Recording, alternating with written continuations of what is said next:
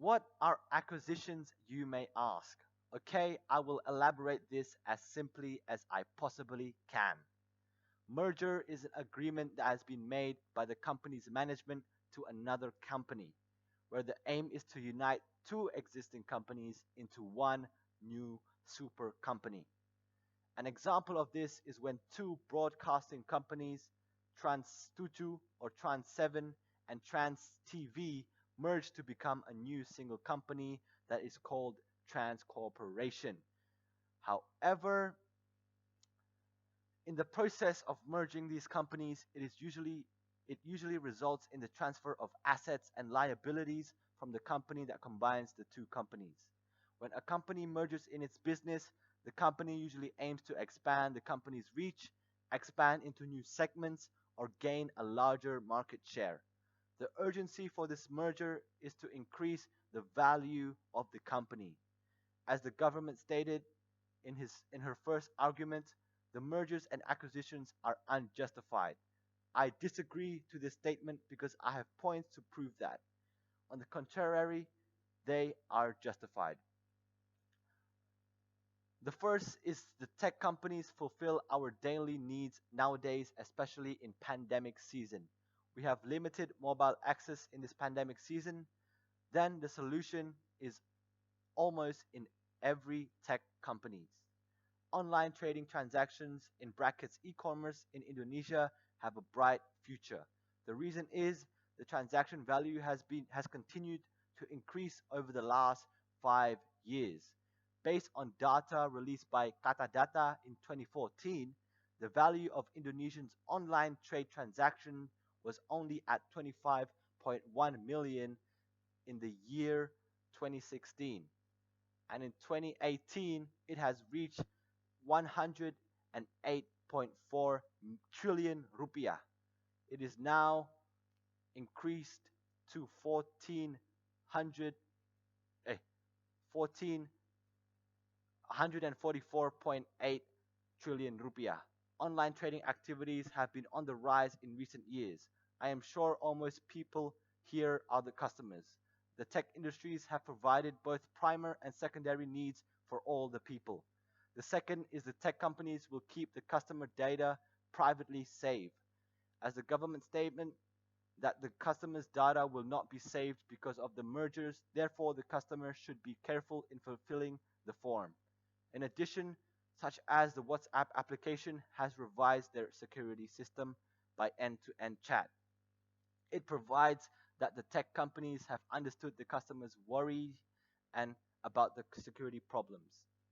The second argument given by the government is that the merger will harm the customers and laborers. I totally disagree because I think this merger will give more benefits for the customers and laborers. When a company merges in its business, the company usually aims to expand the company's reach, expand into new segments, or gain a larger market share. The reason for this merger is to provide the various choices for customers. As a result, they can get what they need easily in one application.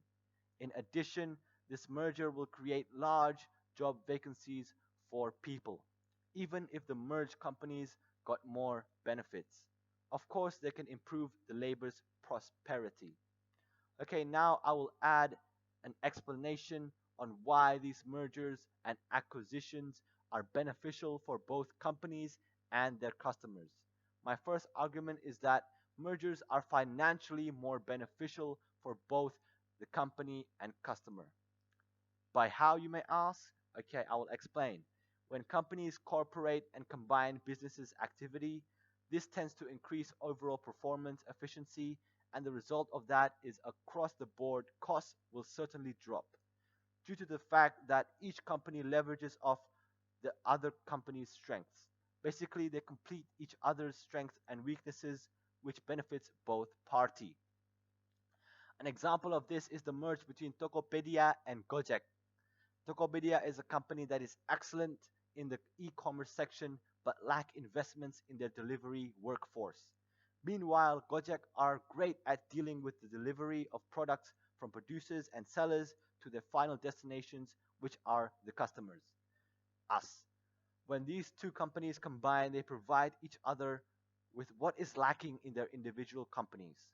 For Tokopedia, it is Gojek providing for their delivery sector. The final result is a super company that obtains little to no weaknesses in doing their business. The second benefit of mergers, I believe, is that they can give the acquiring company an opportunity to grow market share without doing significant heavy lifting. Instead, acquirers simply buy a competitor's business for a certain price in what is usually referred to as horizontal merge.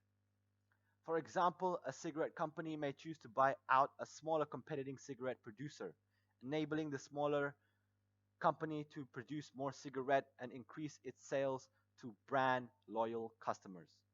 The main purpose of these mergers and acquisitions are to eliminate their company competition, or more well known as opponents.